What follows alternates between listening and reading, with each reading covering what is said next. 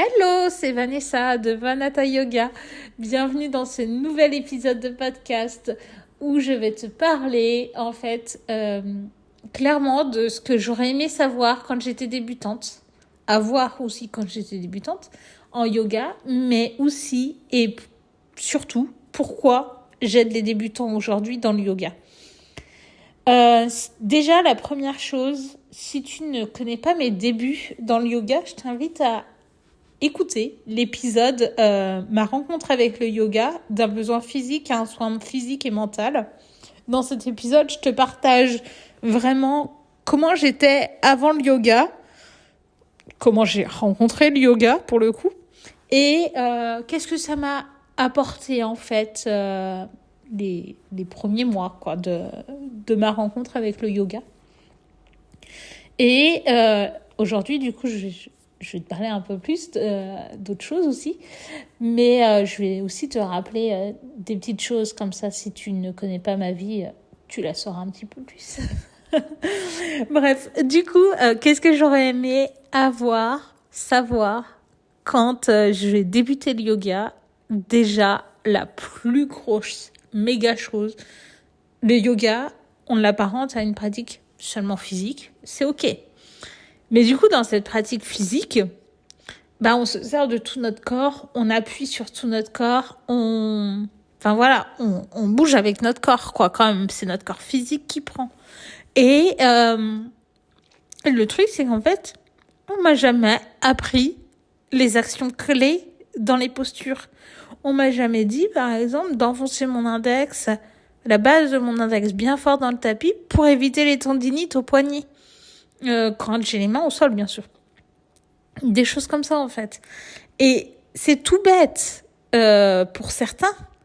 Mais en fait, moi, je me suis chopé des tendinites au poignet au bout de plusieurs semaines, mois de pratique, alors que j'aurais pu les éviter en faisant ça. Bien sûr, j'ai eu la chance de adapter ma pratique en me disant, ok, je peux pas me servir de mes mains, je vais me servir du reste de mon corps, quoi. Mais savoir que mes tendinites venaient du yoga, je n'avais jamais fait référence. Pour ma tête, c'était pas ça, quoi. C'était autre chose qui m'avait fait mal.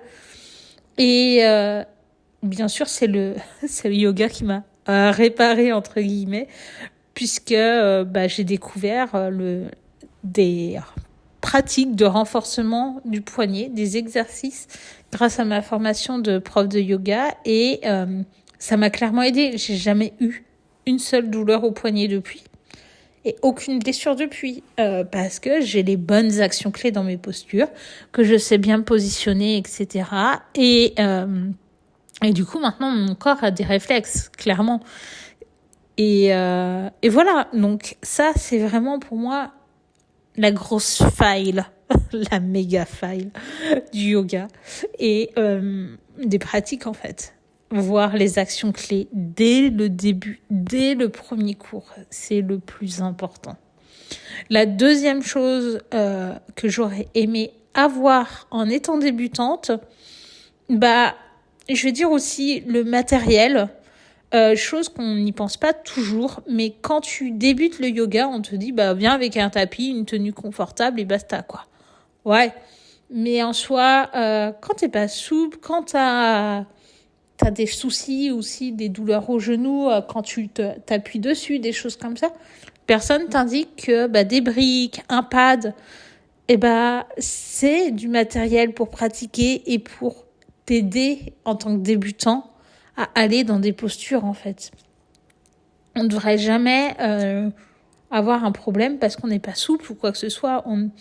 On peut réaliser une posture même si on n'est pas souple, mais voilà, avec un peu d'aide, par exemple, en s'appuyant sur des briques, c'est ok, mais on n'y pense pas et on nous le dit pas dès le début du cours, quoi.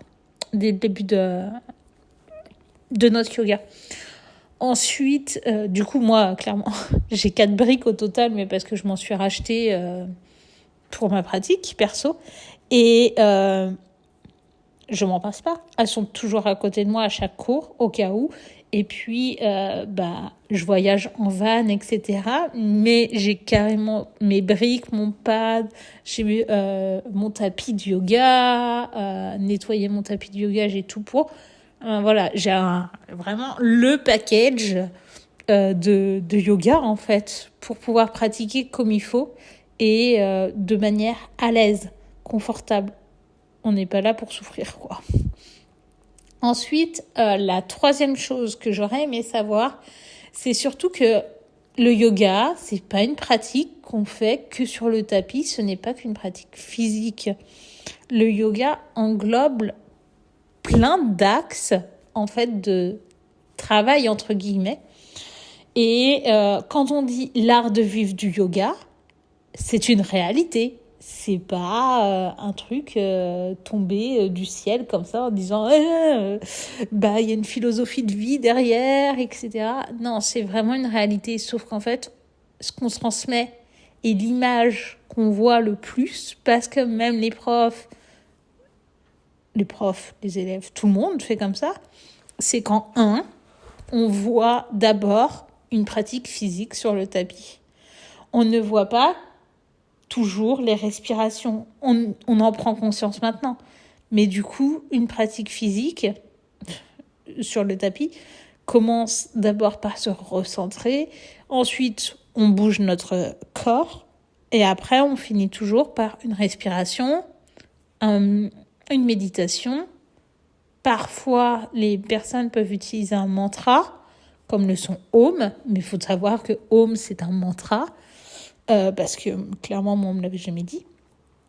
Et du coup, voilà. Sauf qu'en fait, derrière, il y a pas mal d'autres choses.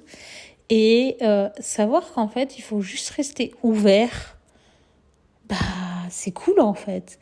Moi, clairement, j'ai compris au bout de 3 ans qu'il y avait des mantras. Je ne connaissais pas l'existence. La méditation, pour moi, c'était quelque chose où il fallait rester longtemps assis, qu'on pouvait écouter une personne ou pas. Mais voilà, basta. Alors qu'en fait, moi, du coup, je disais, non, je médite jamais. Mais dans une fin de pratique de yoga, tu médites toujours. Donc voilà, j'avais pas compris ce qu'était une méditation.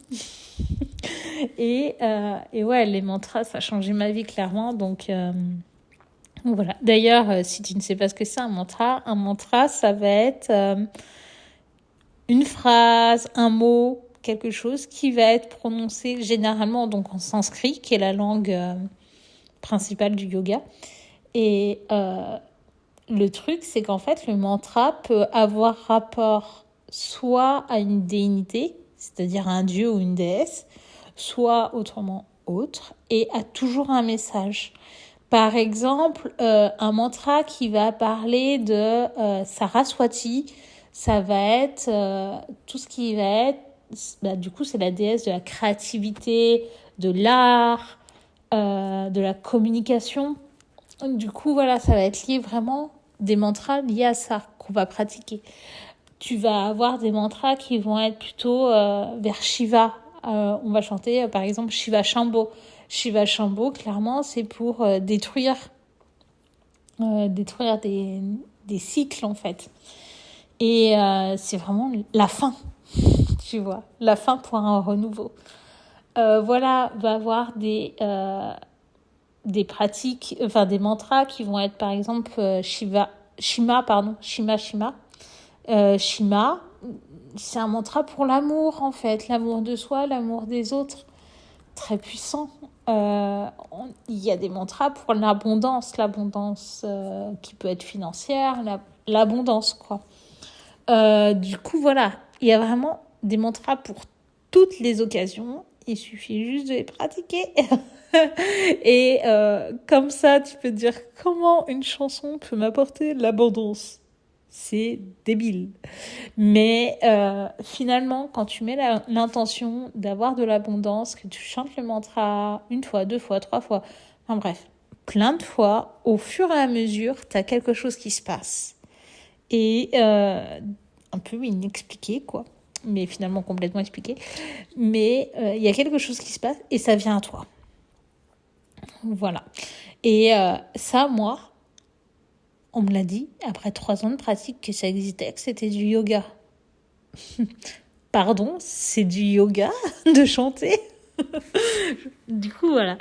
Donc, il y a ces 3 points-là. Et ensuite, le dernier point que je voudrais mettre en avant de ce que j'aurais aimé savoir, c'est vraiment que direct, on me dise « Ok, c'est un art de vivre » et reste ouvert à ce qui se passe, en fait, en moi, dans ma pratique, mais aussi écoutez, peut-être il y a des choses qui sont dites dans un cours de yoga dont le thème du cours, en fait. Et finalement, ce thème, généralement, on l'écoute, on le prend quand on est sur notre tapis. Il est cool, hein. Il peut nous faire changer plein de choses. Mais on le laisse tomber complètement après. Et des fois, la vie nous ramène des petites choses, par exemple, je ne sais pas, par exemple, Ahimsa, la non-violence. Et là, bim, t'es confronté à un cas où tu t'énerves en voiture, tu gueules après l'autre voiture qui avance pas, quoi. C'est violent dans les paroles, etc. Et du coup, là, tu te dis, ah tiens, un cas de violence, c'est comme ce que on m'a dit sur mon tapis, tu vois, dans le thème du cours. Et le truc, c'est que quand tu réalises, c'est trop bien.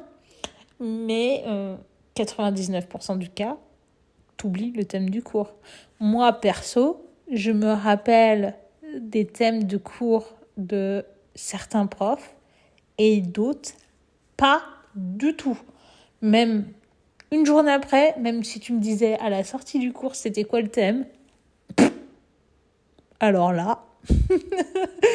Et en fait, une pratique de yoga a toujours un thème. Il t'emmène vers quelque chose, vers un univers, etc. Et par exemple, moi, je me rappelle surtout de phrases, tu vois, clés, etc., que tu peux très bien réutiliser dans ton quotidien. Et il y a 2 profs qui excellent là-dedans. Enfin, un qui est juste waouh.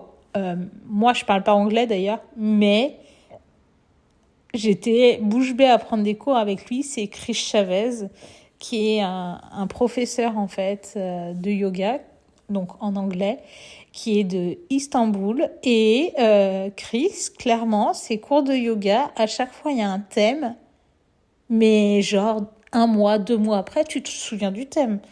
Tu l'as en tête, et puis dans tes activités et tout, des fois, tu vas y repenser, tu vas dire « Ah non, c'est vrai, il a conseillé de... » Et puis, du coup, tu le mets en place dans ta vie.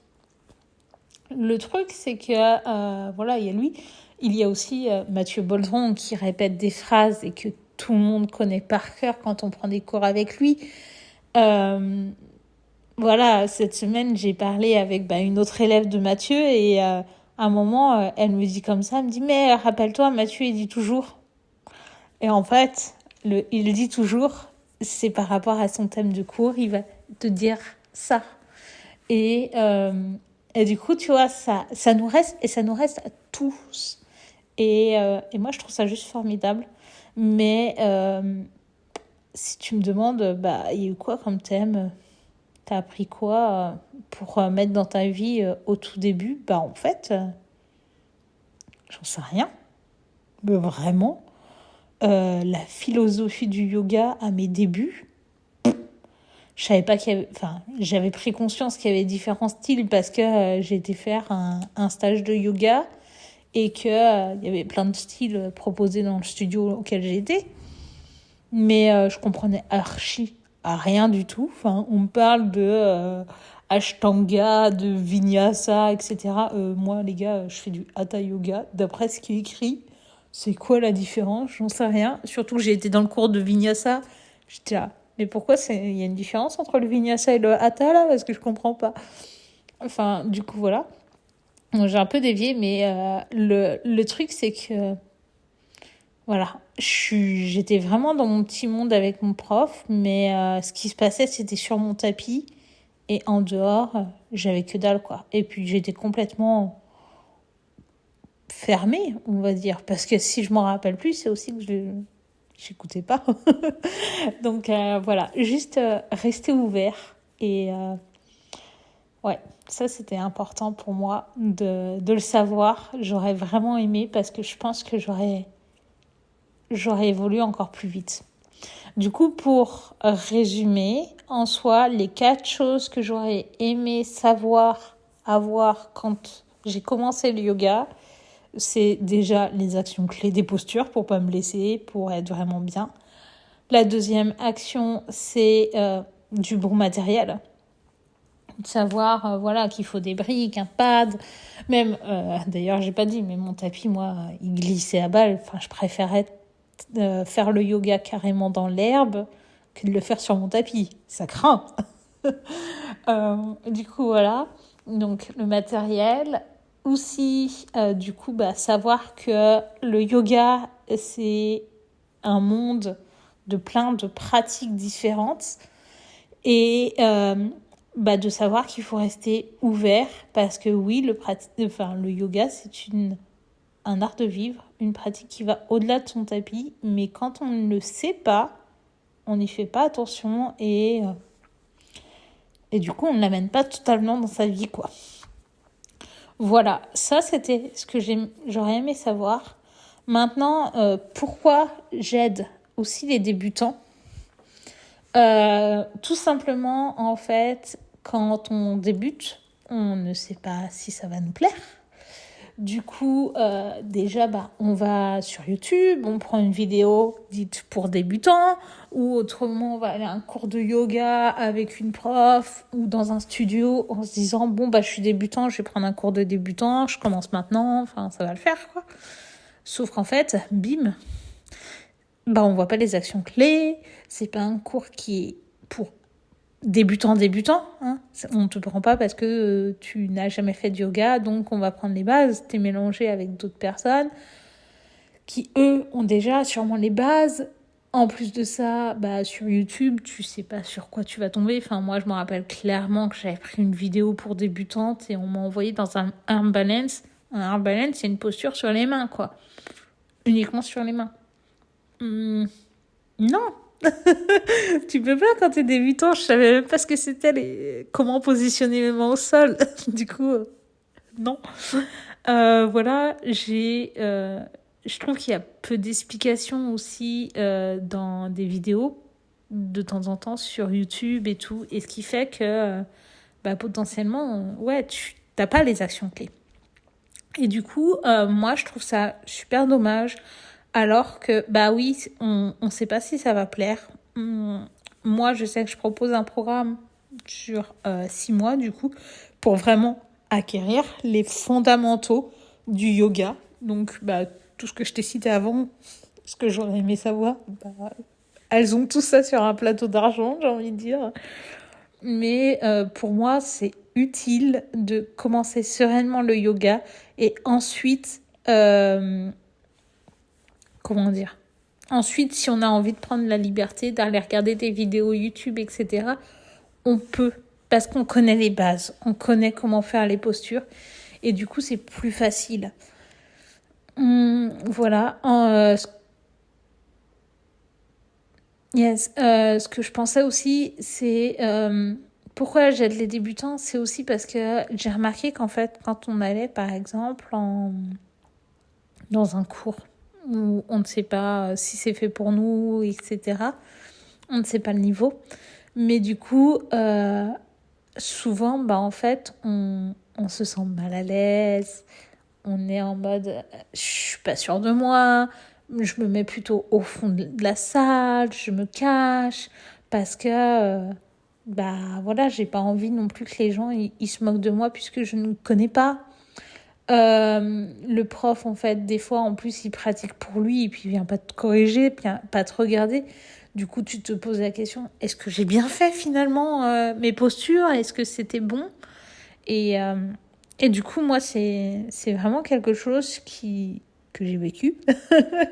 Et du coup, en fait, c'est pas yogi de ne pas suivre, j'ai envie de dire, ne pas accompagner et dans le développement en fait de ses élèves, dans l'accompagnement vraiment. Et moi, ouais, clairement, c'est aussi ça que je veux, c'est permettre à mes élèves de pas se blesser, de connaître ce qu'est vraiment le yoga, donc tous les différents axes, de connaître les bonnes pratiques pour pouvoir pratiquer qu'importe où ils sont et qu'importe dans la langue aussi. Moi, voilà, comme je l'ai dit tout à l'heure, je prends des cours avec Ray Chavez. Il parle en anglais. Je parle pas anglais. Mais ce qui me sauve, c'est que je connais les noms des postures en sanskrit et qu'il donne les postures en sanskrit. Le sanskrit est universel, tout le monde le connaît. Et du coup, c'est ça qui est bien, en fait. Moi, mes élèves, par exemple, je vais dire Adho Mukha Svanasana, chien tête en bas. Des fois, je dis juste en sanskrit, des fois, je dis les deux. Mais au moins, elles ont la connaissance pour pouvoir pratiquer. Je dis elles parce que j'ai plus souvent des femmes, hein, mais le jour où j'aurai vraiment des hommes en cours dans mon programme, en long terme, je le dirai. Là, ce qui se passe, c'est que j'ai des cours privés avec des hommes de temps en temps, mais c'est tellement pas assez que j'arrive pas à faire qu'ils soient une meuf. Enfin, voilà, je passe le L en majorité, quoi. Bref, du coup, voilà. J'adoucis les débutants parce que je trouve que quand on va dans une pratique de yoga, généralement, on sait que ça va nous faire du bien, on sait que c'est du bien-être, etc. Mais on n'a pas beaucoup confiance en soi, on est un peu perdu aussi. Est-ce que je vais aimer? Est-ce que si? Est-ce que ça? Enfin, voilà. Et que finalement, quand on te... Je ne vais pas dire prendre par la main, mais un peu quand même, et qu'on te sert tout sur un plateau pour pouvoir que tu comprennes, que tu ailles, mais doucement, mais sûrement, ça fait plaisir en fait, et ça fait du bien. Du coup, voilà. Et petit bonus, je voulais juste casser quelques croyances aussi qu'on peut avoir et qui perdurent. Moi, clairement, j'ai beaucoup de gens qui vont me dire je suis raide, du coup, je fais pas de yoga parce que je suis raide. Il faut savoir qu'en pratiquant, donc oui, au tout début, de toute façon, même moi qui étais hyper laxe, je me trouvais très raide quoi, par rapport à maintenant. Mais le truc, c'est que oui, au début, tu peux être raide, il n'y a aucun souci. Mais au fur et à mesure que tu pratiques, ton corps il bouge, il se met en action, il va venir s'étirer, se muscler, etc. Et du coup, ce qui va donner que tu seras plus souple. Et donc, tu vas gagner en souplesse grâce au yoga. Tu peux venir raide, alors je suis raide, il n'y a aucun souci. La deuxième grosse croyance que j'entends encore, c'est vraiment ce côté, je suis hyperactif et du coup le yoga c'est trop lent. Ou j'ai besoin de lenteur et le yoga c'est hard quoi, parce qu'il y en a qui voient beaucoup les pratiques sur les mains, etc. Le yoga il est pour tout le monde, hein. Les hyperactifs ça leur ramène un peu plus de lenteur, un peu plus d'être dans leur avec eux en fait, alors que on va bouger sur le tapis, on peut bouger plus ou moins rapidement. Je l'ai déjà dit en fait, mais je préfère le répéter. Et le truc, c'est que pour ceux qui ont besoin d'une pratique lente, ils peuvent la trouver aussi en fait. Il y a vraiment plein de styles pour pouvoir justement mixer. Moi, j'avoue que ce que j'ai fait dans mon programme de yoga, c'est que je partage plusieurs styles de yoga. Donc pas dès le début parce que je préfère aller étape par étape pour pouvoir construire fermement les pratiques, mais découvrir les différents styles. Je souris, je ne sais pas si ça s'entend, mais en tout cas, ça se voit. C'est que la semaine dernière, par exemple, les filles du programme Font ton yoga ont fait leur premier cours de Ashtanga Yoga, qui est un yoga assez dynamique, et elles m'ont dit ah ouais, ça n'a rien à voir. Et à côté de ça, elles ont déjà testé du flow yoga, du vinyasa et tout. Et du coup, ce qui leur permet en fait de comprendre les différentes pratiques, les intégrer, voir, ok, ce style-là, c'est ça. tout en ayant une évolution, bien sûr. Et en même temps de ça, de gérer aussi leur énergie.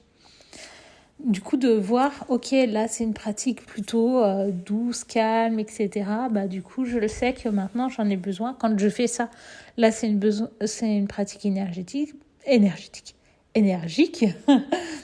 Du coup, je ressens que ça me fait du bien quand je suis comme ça. Voilà, c'est tout.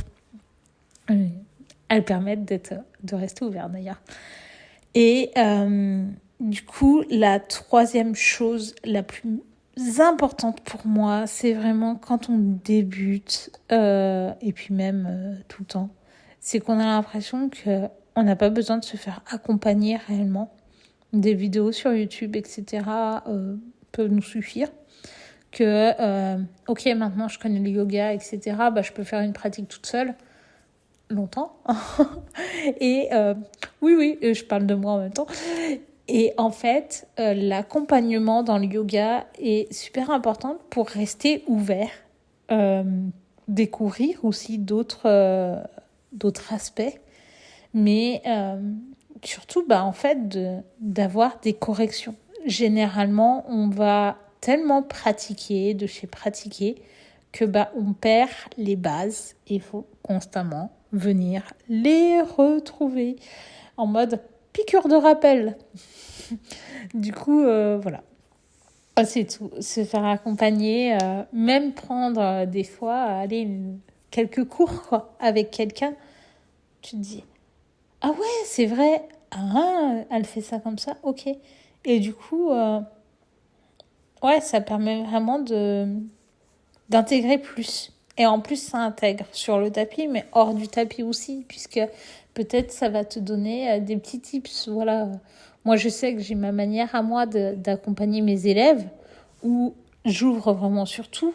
Mais après, tu peux aussi aller dans un cours de yoga, par exemple, dans un studio, où tu vas prendre ta pratique de yoga et c'est tout. Mais au moins, potentiellement, tu as appris des choses. Et si tu restais tout seul chez toi, je suis pas sûre que tu aurais appris quelque chose de plus, puisque quand tu pratiques par toi-même, c'est avec toi-même. Donc voilà. Sur ce, je pense que j'ai tout dit. En tout cas, merci beaucoup. N'hésite pas à m'écrire, me mettre un commentaire, m'envoyer un petit message. Laissez aussi 5 étoiles du coup sur le podcast si ça t'en dit et partagez.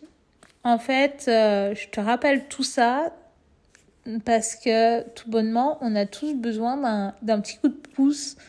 Ça va aider, ça va m'aider moi déjà à me dire ok, ce podcast il intéresse quoi. Mais aussi ça peut aider une autre personne qui en a besoin et que tu en as peut-être pas conscient toi-même. Là, toi, ça t'a peut-être aidé ou pas. Mais du coup, ton voisin, etc., qui va peut-être l'écouter, va se dire « Ah, mais trop bien, ok, j'ai appris. » Voilà, c'est tout ce que j'ai envie de te dire. Après, suis ton cœur et voilà. Merci beaucoup en tout cas pour ton écoute. Et puis, je te souhaite une excellente journée, soirée, tout dépend quand est-ce que tu écoutes cet épisode. Salut, bye!